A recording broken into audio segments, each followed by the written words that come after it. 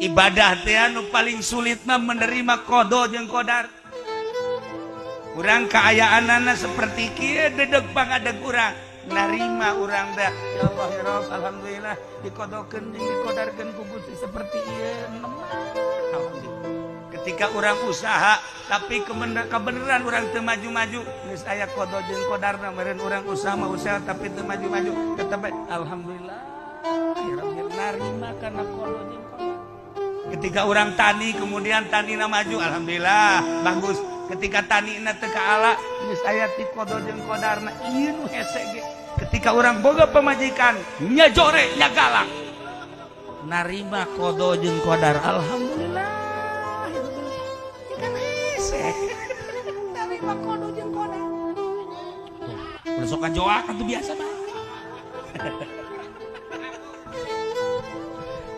Nemah ya Allah ya Rabb geus aya qada jeung qadar meureunana lah di dunia mah jamual kebal ieu ulah boga rencana kawin deui kecuali pamajikanna nita. Ya.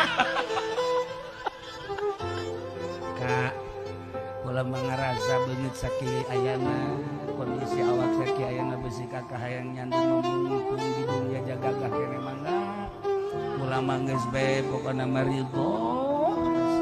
Malah lamun aya ulah nu nganterna ngomong doang. Guys, ulah boga pikiran kos itu kuari mah narima kana qada jeung qadar.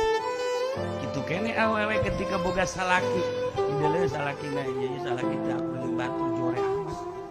Geus qada jeung qadar meureun geus atuh di sanana di ditu. Ketika salaki usahana mah terus bae tapi teu maju-maju ulah marah. Geus berenang merontak kumaha merontak nya meureun geus aya catetan jeung tulisanana geus lah di dunia mawalila narima kana kaayaan salaki tiis berarti asal ieu hirup tiis salaki moal marah ka pamajikan moal marah ka salaki lantaran